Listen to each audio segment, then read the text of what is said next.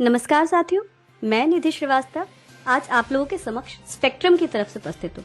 Spectrum एक autism पर जागरूकता प्रदान करने की परियोजना है और इसी विषय में चर्चा करने के लिए तथा अधिक जानकारी लेने के लिए आज हमारे समक्ष एक विशिष्ट अतिथि उपस्थित हैं, डॉक्टर सुनीता सुभाष। डॉक्टर सुनीता सुभाष ने अपनी स्नातक degree national institute of orthopaedic handicapped Kolkata से वर्ष 2004 में पूर्ण करी और उसके पश्चात 2008 में परास्नातक की डिग्री मुंबई के all India institute of physical medicine and rehabilitation से पूर्ण करी। डॉक्टर सुनीता आज एक सफल पीडियाट्रिक ऑक्यूपेशनल थेरेपिस्ट हैं। डॉक्टर सुनीता पिछले 15 सालों से लगातार autism, ADHD, learning disability, down syndrome, cerebral palsy और अन्य डेवलपमेंटल डिसऑर्डर से ग्रसित बच्चों का उपचार करती आ रही हैं और डॉक्टर सुनीता का पूरा जीवन इसी उद्देश्य के लिए समर्पित है। डॉक्टर सुनीता, आपका हमारे कार्यक्रम में बहुत बहुत स्वागत है। अपना कीमती समय देने के लिए हम आपके बहुत आभारी हैं। नमस्ते निधि जी, गुड इवनिंग और मुझे यहाँ पे बुलाने के लिए धन्यवाद आपका और रेडियो उड़ान का। जी, मैं आपसे सबसे पहले ये जानना चाहूंगी कि ऑटिज्म क्या है और इसके क्या क्या कारण हो सकते हैं। हाँ, ऑटिज्म एक न्यूरो डेवलपमेंटल डिसऑर्डर है जिसमें ये बच्चों में पाया जाता है और जब वो 18 मंथ्स के रहते हैं उसके बाद ये लक्षण अपीयर होने लगते हैं। जैसे उनके लक्षण होते हैं lack of social interaction, lack of language and development delay होता है उसमें, फिर lack of this communication you can say, और फिर उनमें रिपीटेटिव बिहेवियर होते हैं, बिहेवियरल इश्यूज होते हैं, अदर बिहेवियरल इश्यूज जैसे कि रेस्ट्रिक्टिव बिहेवियर्स होते हैं और कुछ सेंसरी इश्यूज होते हैं। तो ये हो गई ऑटिज्म के बारे में और इसको डिटेल में मैं बताऊंगी बाद में। इसके कारण होते हैं देयर कुछ अननोन कॉज है इसके, मतलब कि कारण अभी तक कंप्लीट पता नहीं चले हैं, रिसर्च चल रहे हैं, बट अभी तक ऐसा ही हुआ है कि इसके जेनेटिक फैक्टर रोल प्ले करता है ऑटिज्म होने में। जब बच्चा तैयार होता है, बच्चे के जीन्स में कुछ म्यूटेशंस होते हैं, उसकी वजह से ऑटिज्म कॉज होता है। और फिर या तो कुछ इन्वायरमेंटल फैक्टर्स भी रहते हैं जैसे कि न्यूक्लियर फैमिली हो गई, ज्यादा स्क्रीन टाइम, या जो हमारे जो पेरेंट्स होते हैं उनका एज हायर साइड में। सो देयर आर मतलब बहुत सारे ऐसे इन्वायरमेंटल फैक्टर है, बट जो जेनेटिक कॉज है वो मेजर रोल प्ले करता है। तो इसके कौन कौन से लक्षण होते हैं, हम कैसे पता लगा सकते हैं कि किसी बच्चे में ऑटिज्म है। हाँ, तो निधि जी, अगर बच्चा छोटा बच्चा है और घर में खेल रहा है, वो खेल रहा है, अपने में ही खेल रहा है, अपनी दुनिया में ही बिजी है, वो व्यस्त है, कितने भी माँ बाप उसको बुला रहे हैं तो वो रेस्पॉन्ड नहीं कर रहा है अपने नेम कॉल को, उनके उसको नाम से बुला रहे, कुछ भी नाम है तो वो रेस्पॉन्ड नहीं कर रहा है, फिर वो आई कांटेक्ट नहीं दे रहा है, ठीक है, किसी को भी आई कांटेक्ट नहीं देता है। फिर उनमें लैंग्वेज और स्पीच डिले रहेगा, कुछ बात जैसे कि 1 साल में 1 वर्ड लैंग्वेज आना चाहिए, स्पीच आना चाहिए, 2 इयर्स में 2 वर्ड स्पीच आना चाहिए, शब्द सेंटेंसेज आनी चाहिए, तो वो नहीं बात कर पा रहा है। और उसके साथ साथ उसको सेंसरी इश्यूज रहेगी, जैसे कि कोई भी थोड़ा सा उसको टच किया तो एकदम बहुत ज्यादा उसको कांटे जैसा चुभेगा, ये हो रहेगा। फिर या तो बहुत जैसे कोई ऊंची आवाज है तो कान पे हाथ रखेगा, ठीक है, फिर या तो वो एक ही में भागता रहेगा, एक जगह से दूसरी जगह भागता रहेगा। फिर उनकी कुछ ऐसे रिपीटेटिव बिहेवियर रहेंगे, टो वॉकिंग रहते हैं, टोज पे चलेंगे, या कुछ हैंड मूवमेंट करते रहेंगे, हैंड फ्लैपिंग उसको हम लोग बोलते हैं, या चेयर पे या कहीं जहाँ बैठे वहाँ पे रॉकिंग करते रहेंगे। सो बहुत सारे ऐसे जो बिहेवियर दिखता है और सेंसरी इश्यूज दिखते हैं। और तो ये लक्षण पाए जाते हैं बच्चों में। तो क्या इस ऑटिज्म का निदान संभव है? ऑटिज्म का निदान संभव है अगर बच्चा बहुत ही अफेक्टेड है, जैसे कि जो ऑटिज्म स्पेक्ट्रम हम बोलते हैं कि बच्चे को वो जो प्रॉब्लम है वो एक माइल्ड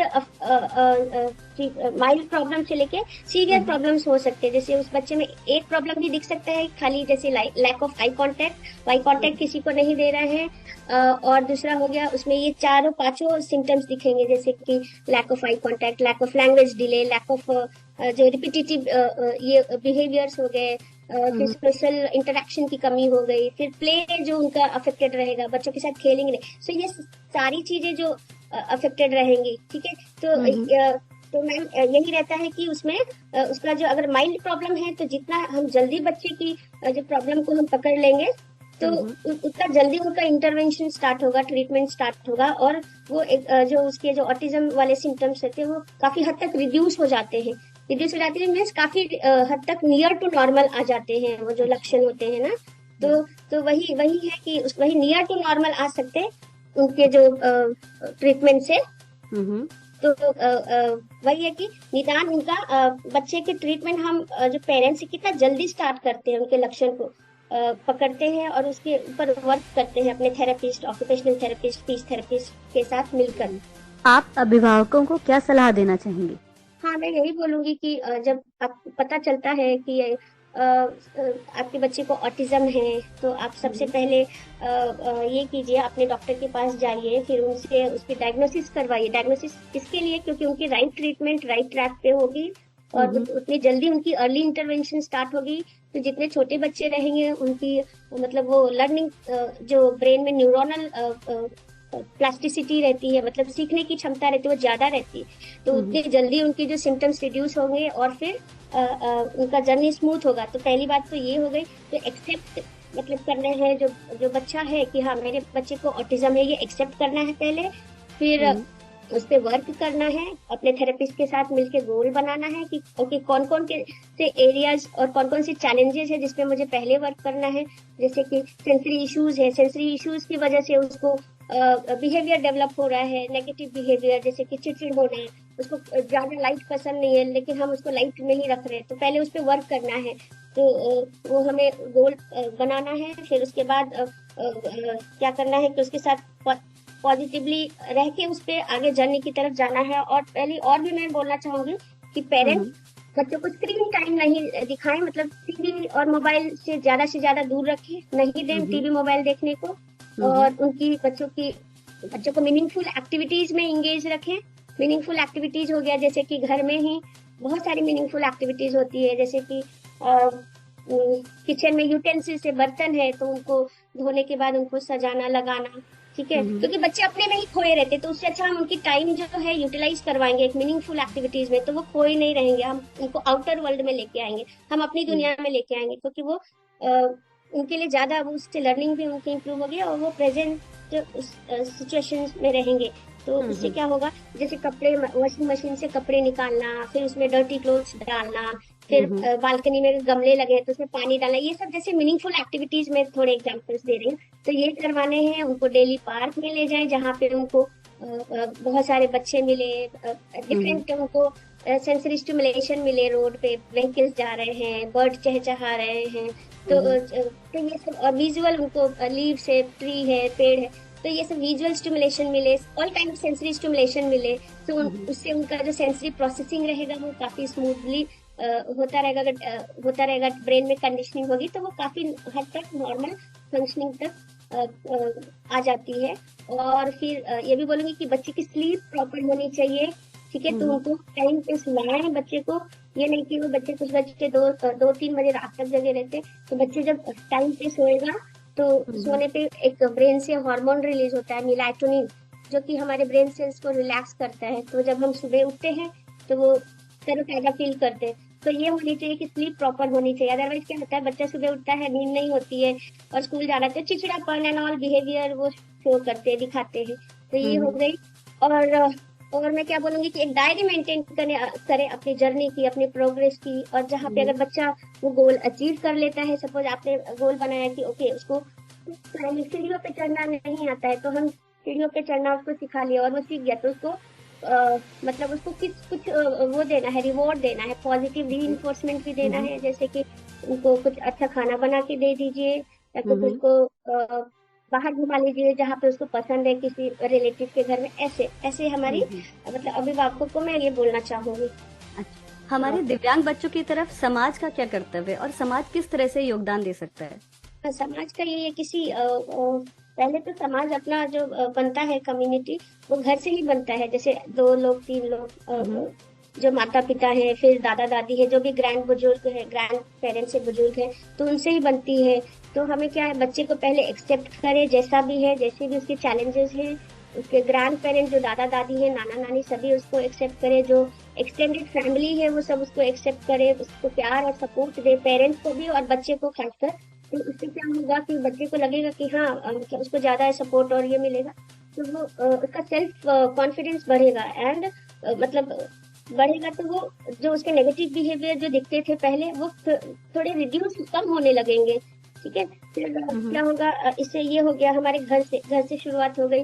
फिर उसके बाद हम लोग सोसाइटी में मतलब जो हमारी पड़ोसी है, पड़ोसी भी उनको हेल्प करना है। कोई भी सोशल गैदरिंग है जहाँ पे शादियां है, पार्टी है, बर्थडे पार्टीज है, तो उसमें भी हम बच्चों को इनवाइट करना है। ठीक है, बच्चों को नॉर्मल फील करवाना है, इनवाइट करना है।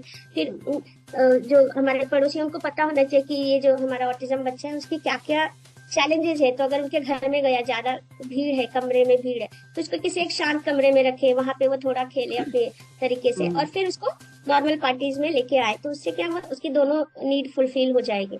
फिर ये हो गई फ्रेंड सर्कल भी वैसे ही उनको हेल्प कर सकते हैं। फिर सोसाइटी में, जैसे कि मैं बोलूंगी कि जो जिस सोसाइटी में बच्चा रहता है, तो वहां पे अगर बच्चा डेली पार्क में जा रहा है, तो जो भी लोग हैं तो उसको अलग नजर से न देखें कि हाँ ये बच्चा कुछ डिफरेंट है। तो उसको भी नॉर्मल अपने बच्चे के जैसा फील करवाना है, उनके पेरेंट को भी ऐसा एम्बेरस नहीं फील करवाना है। और फिर अपने बच्चे को भेजना है कि जाओ उसके साथ खेलो, उसके साथ थोड़ा पार्टिसिपेट करवाना है। ऐसे दोनों बच्चों को मिलजुल के खेलना है। फिर फिर आ जाता है सोसाइटी के बाद स्कूल आ जाता है। ठीक है, स्कूल में भी जो टीचर्स हैं, स्कूल स्टाफ हैं, और जो स्टूडेंट रहते हैं, उनके बिहेवियर भी पॉजिटिव होने चाहिए पहले इन बच्चों के लिए, हमारे ऑटिज्म बच्चों के लिए, दिव्यांग बच्चों के लिए। फिर जैसे कि पहले अवेयरनेस कैंप होनी चाहिए, कोई प्रोफेशनल जैसे हम अभी कर रहे हैं, या रेडियो उड़ान है, ऐसे प्लेटफॉर्म के तहत एक ऐसी प्रोग्राम होनी चाहिए जिससे उनको नॉलेज मिले कि हाँ ये प्रॉब्लम ये ऐसे होता है। तो फिर वो दिव्यांग बच्चों को मतलब हैंडल करने में उनको इजी हो जाता है। और जो इससे इंक्लूजन जो हम बोलते हैं ना, इंक्लूजन, तो ये इजीली एक बच्चे नॉर्मल इन्वायरमेंट में इजीली वो इंक्लूसिव इन्वायरमेंट में पढ़ सकते हैं, रह सकते हैं, और उनका कॉन्फिडेंस फुलफिल आई मीन की कॉन्फिडेंस जो रहता है वो बढ़ता है धीरे धीरे, और एक वो इंडिपेंडेंट लाइफ की तरफ लाइफ को जीते चले जाते हैं। जी डॉक्टर सुनीता, आज आपसे हमें ऑटिज्म पे बहुत बहुमूल्य जानकारी मिली। इसके लिए हम आपका हृदय से आभार व्यक्त करते हैं। हमारे श्रोताओं को भी बहुत जागरूकता मिली, और आशा करते हैं कि ऐसे ही इस उद्देश्य के सहारे हम एक दूसरे से जुड़े रहेंगे। तो आपका आज बहुत बहुत धन्यवाद करते हैं हम लोग।